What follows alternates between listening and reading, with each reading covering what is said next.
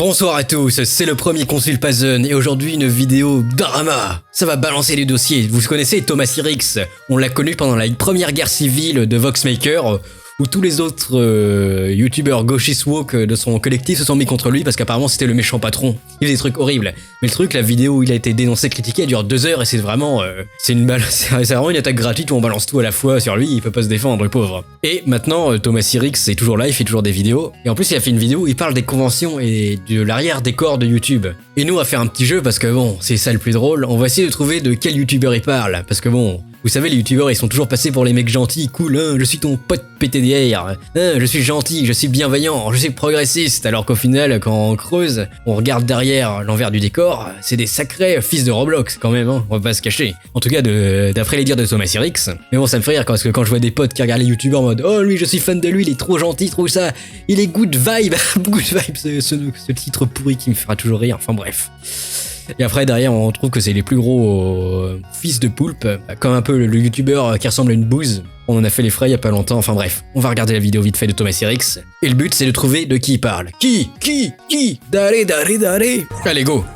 Quand YouTube devient un métier, on devient rapidement un tout petit peu commercial. Juste un peu. Il faut bien vivre. Hein. Et le premier tabou sur la question, c'est pas les montants perçus. Ça, c'est une autre question. Il y aura un chapitre là-dessus. On y viendra. Il y en aura même 2, je crois. Pire, le système et le milieu poussent à la surconsommation, l'arrivisme et la quête du toujours plus. Très vite, on se demande quoi vendre. Au mieux, rien. Ça, c'est système de don. Les t-shirts claqués du derche. Pire, une juste cause, sans rien demander en échange. Enfin si, en échange d'un don, on va par exemple hurler ton nom en live, ou te remercier en crédit vidéo. Pas de jugement ici, hein, ça peut être... Ah, ça me rappelle un certain event. Mais je n'irai pas plus loin. Alors dans la 3 minutes 43, il parle des conventions, et plus particulièrement des coins VIP entre youtubeurs. Donc apparemment, c'est pas très clean ce qui se dit là-bas, on va voir. Un des sujets les plus récurrents dans les salles de pause VIP, vous savez ce que c'est? Des échanges profonds autour de la création. Non, pas du tout. Ce n'est pas non plus de la philosophie, ce n'est pas la culture littéraire ou scientifique, c'est pas l'actualité politique, ou alors très rarement, alors généralement ça vole assez bas, c'est pas non plus les ragots sur d'autres vidéastes. Non, je déconne, si c'est quand même beaucoup ça, mais non, en fait c'est surtout le fric. Le fric et se la raconter, la passion, des pompes pour faire des potes, etc. C'est vraiment... Ah oui, bah ça, se faire des potes, vous savez, comme la fameuse Redbox de Amixem où tout le monde était censé être pote, mais en fait c'était juste pour le pognon et la passion. La copie du monde anglo-saxon me rend fou. Vive Xi Jinping en dépit de Hans. Le truc c'est que j'en aurais bien fait une espèce de caricature, mais des fois c'est vraiment caricatural. J'ai des enregistrements que je ne sortirai jamais de salle VIP.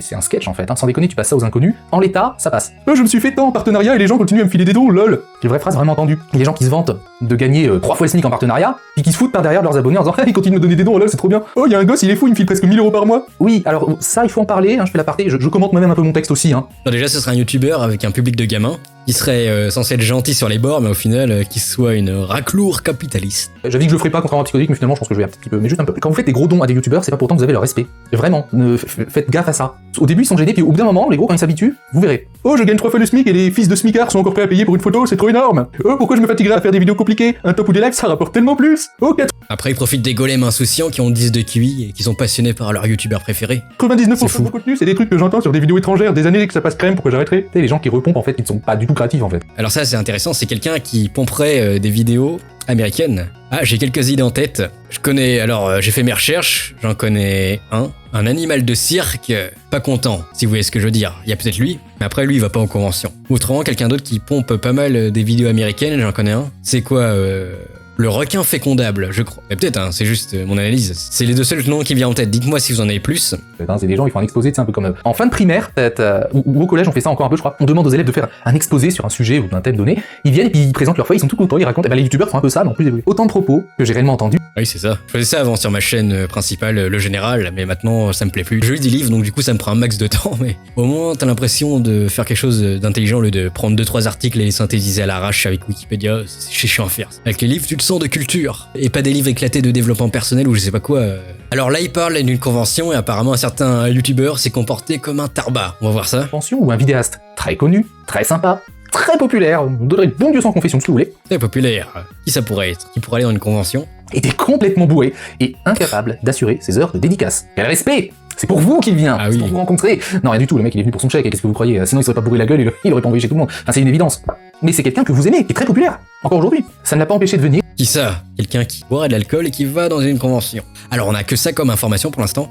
En retard, brasser l'argent des fans, et comble de l'ironie, leurs remerciements enthousiastes. C'est incroyable. Ou bien ce duo de youtubeurs qui devait passer sur scène dans 5 minutes, là je fais beaucoup de guillemets aussi, Vous pouvez... Duo de youtubeurs, j'en connais pas beaucoup. Là, normalement, Letos Rossé, on devrait facilement savoir qui. Les commentaires, c'est repérer mes différents tics de langage et d'expression. Très amusant. Il y avait 2 youtubeurs qui étaient passés Analyste, commissaire politique, espion de la Paz, essayez de trouver un duo. C'est parti. sur scène rapidement, confortablement allongé en salle VIP. Le premier dit au second, allez viens, on va être en retard. Le second de répondre, oh vas-y, ça me saoule, j'y vais pas, ils font chier. Et quelques instants plus tard, le premier arrive sur scène. Alors moi j'étais en salle VIP, j'ai entendu. Et après j'ai pas. Attention, c'est intéressant. Comme c'était amplifié, on l'entendait depuis la salle VIP. Oh là là, mon collègue s'excuse de n'avoir pas pu venir, ça lui brise le cœur vraiment, hein, mais il était trop malade, hein, il a mal mangé un truc, il a mal passé à midi, je sais pas. Allez, tous ensemble, on lui souhaite un bon rétablissement. Ouais. Ouais. Pendant ce temps, le mec en salle VIP, c'est pas le grand malaise. C'est la réalité. Et vous y... C'est donc ça YouTube, c'est donc ça les fameuses personnes bienveillantes, les fameuses stars. Ok, je prends note. Après, on s'en doutait déjà, mais bon. Il y a toujours les piges et les golems qui s'en rendent pas compte. Et ils étaient pas prêts de toute façon. Participer.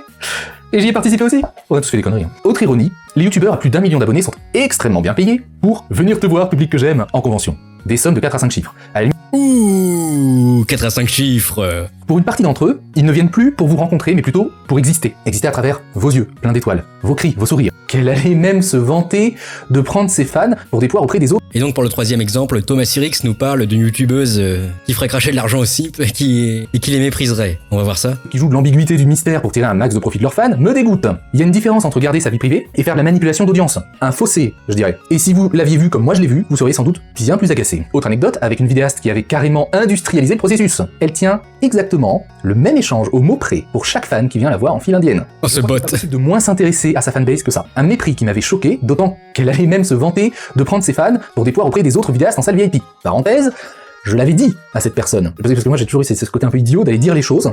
Forcément, Et honnête. avec des amis, j'avais dit à cette personne, mais tu te rends compte que tu te fous de leur gueule, enfin ça se fait pas, parce que tu t'apprends un discours par cœur, tu balances en boucle aux gens comme ça, mais ça se fait pas. Enfin, si les gens ils viennent de loin, ils ont des vies, parle-leur, intéresse-toi un minimum, mais pour 3 phrases. Enfin ça coûte rien de demander d'où tu viens, qu'est-ce que tu fais, raconte-moi un truc original, j'en sais rien. C'est des êtres humains.